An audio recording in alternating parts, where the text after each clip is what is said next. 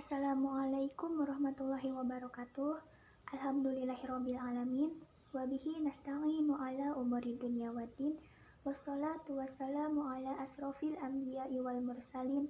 Wa ala alihi wa sahbihi ajmain. Amma ba'du. Pertama-tama, marilah kita panjatkan puja dan puji syukur kehadirat Allah Subhanahu wa Ta'ala yang telah memberikan kita beribu-ribu nikmat, yaitu nikmat iman dan nikmat Islam. Sholawat serta salam semoga tetap tercurah limpahkan kepada baginda Nabi kita Muhammad SAW. Yang terhormat kepada Bapak dosen hadis Tarbawi dan teman-teman yang saya banggakan.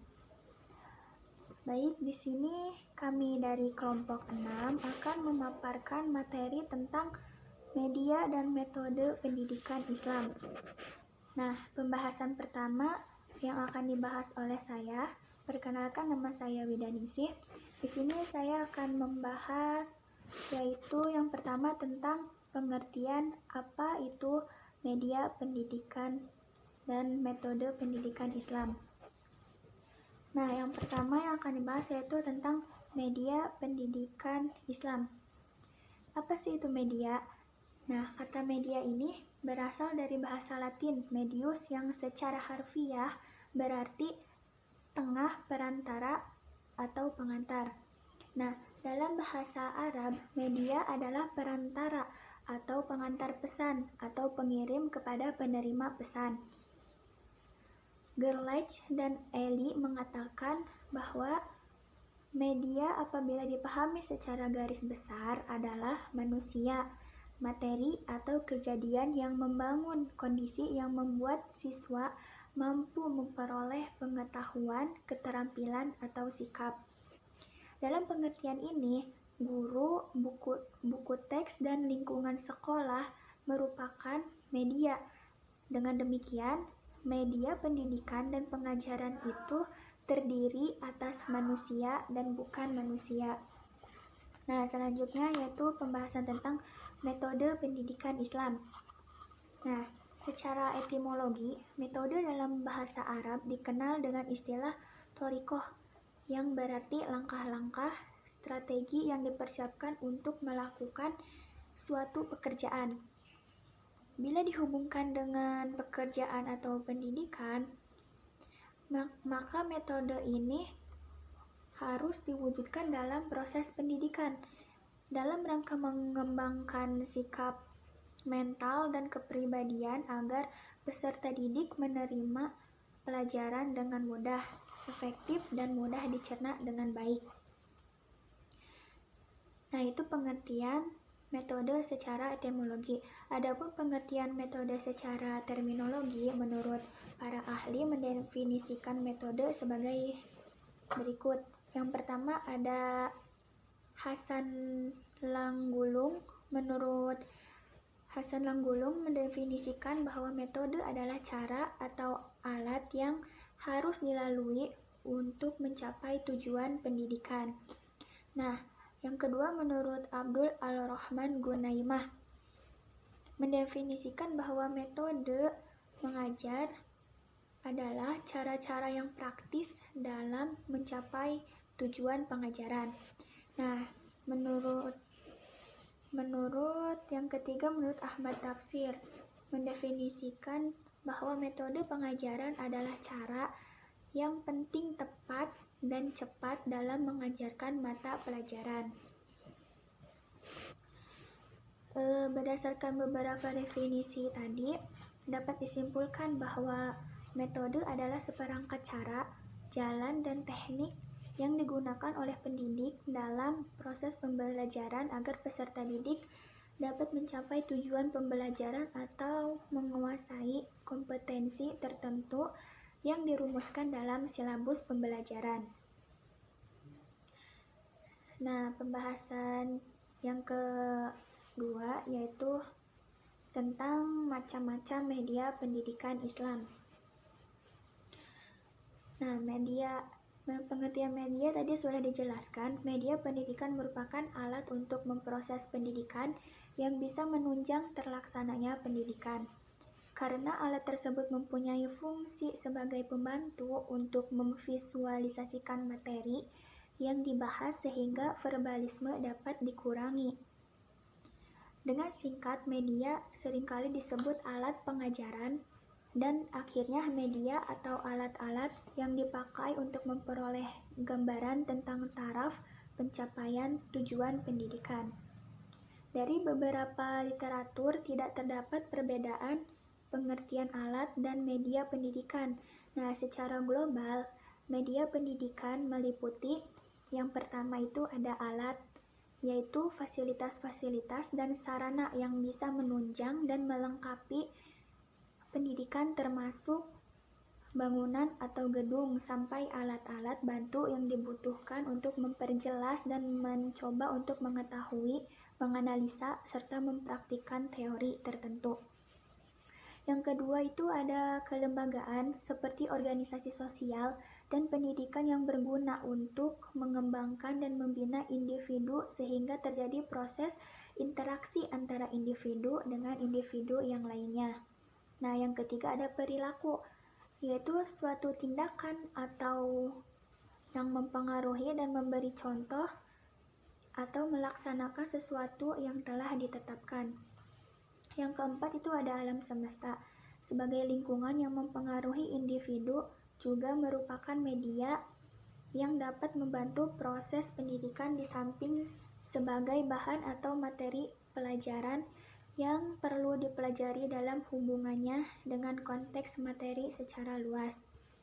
Yang kelima itu ada situasi. Media ini lebih dikenal peranannya dalam rangka menciptakan kondisi yang dapat melahirkan sugesti ataupun konflik atau antipati terhadap suatu materi pendidikan. Yang keenam ada kultur, terdiri dari sistem norma, idea, pola perilaku, dan produk budaya yang bersifat konsep maupun yang bersifat karya. Budaya dapat menjadi materi pendidikan yang ditransformasikan kepada generasi-generasi berikutnya. Nah, adapun menurut Sajkiyah Darajat, alat atau media pendidikan yang berupa benda itu meliputi media tulis Al-Quran. Media tulis itu Al-Quran, hadis, tauhid, fikih, sejarah. Nah, yang kedua ada benda-benda alam seperti hewan, manusia, dan tumbuh-tumbuhan, dan sebagainya. Yang ketiga itu ada gambar-gambar yang dirancang seperti grafik. Yang keempat, gambar yang diproyeksikan seperti video, transparan, dan lain-lain. Yang kelima ada audio recording, yaitu seperti kaset, tape, atau radio. Nah, senada dengan pendapat Zakia Darajat, Umar Hamalik menyebutkan secara umum alat pendidikan secara material terdiri dari yang pertama, bahan-bahan cetakan atau bacaan, di mana bahan-bahan ini lebih mengutamakan kegiatan membaca atau penggunaan simbol-simbol kata dan visual.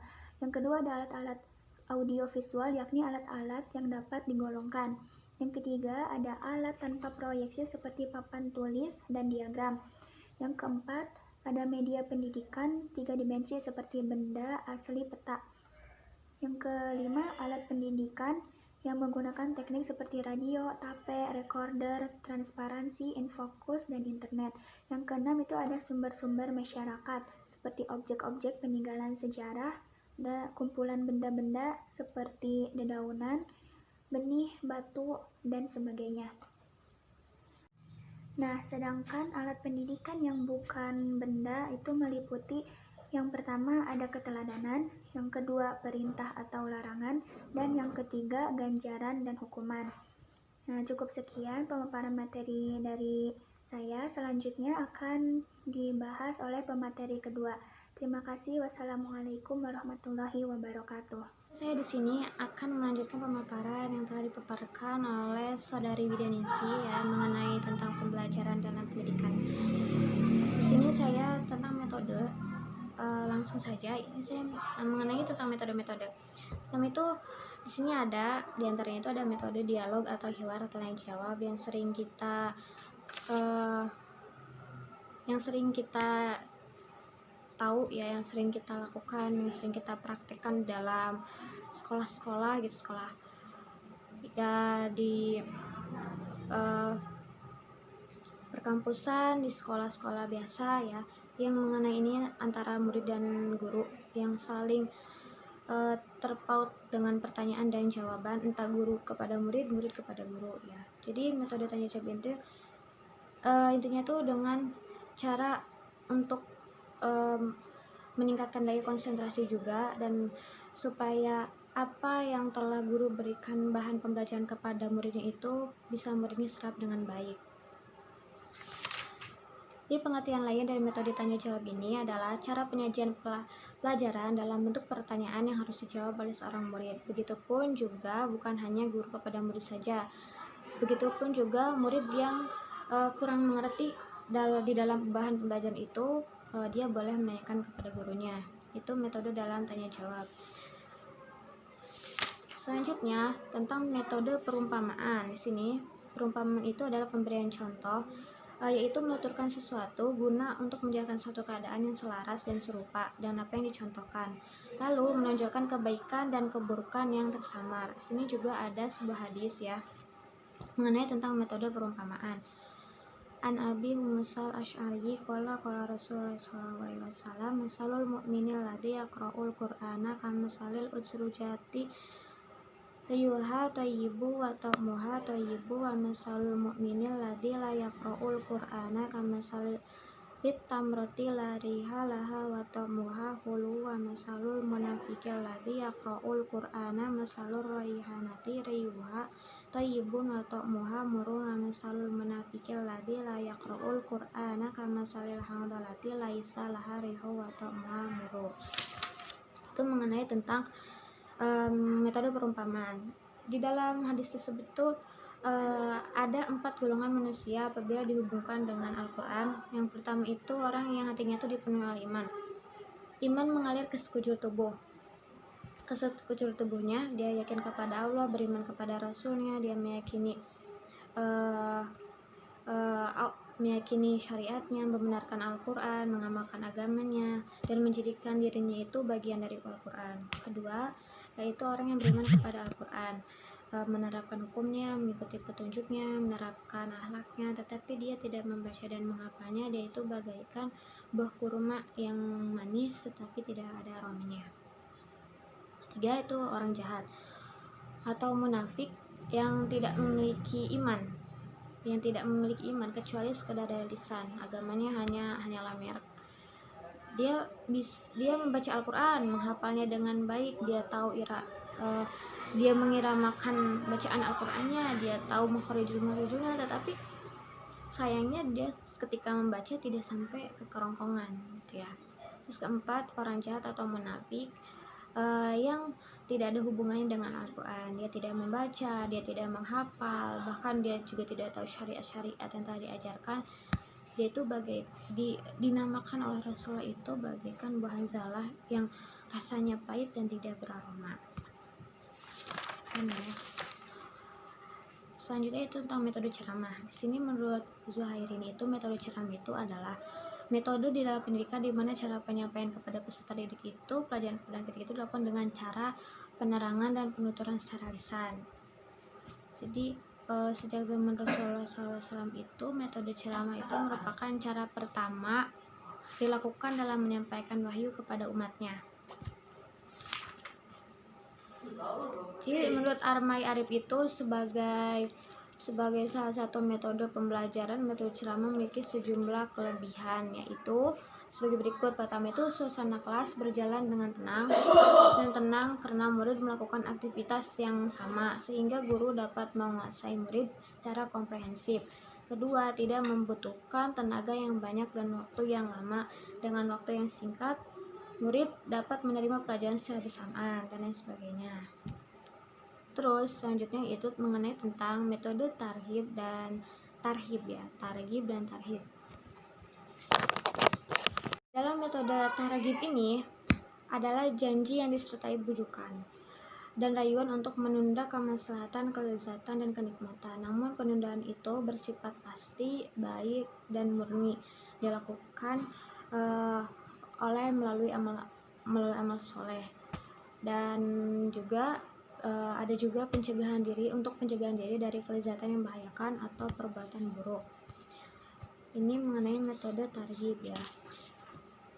Jadi metode targhib itu ini tuh untuk menumbuhkan semangat dan minat yang tinggi dalam mengerjakan ibadah atau membaca Al-Quran dan menunaikan sholat Jumat.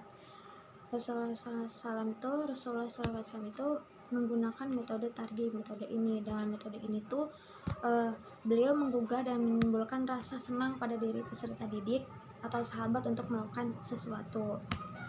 Sementara itu, metode targhib itu adalah suatu ancaman atau intimidasi melalui hukuman yang disebabkan oleh dosa atau kesalahan atau perbuatan yang telah dilarang oleh Allah Subhanahu wa taala.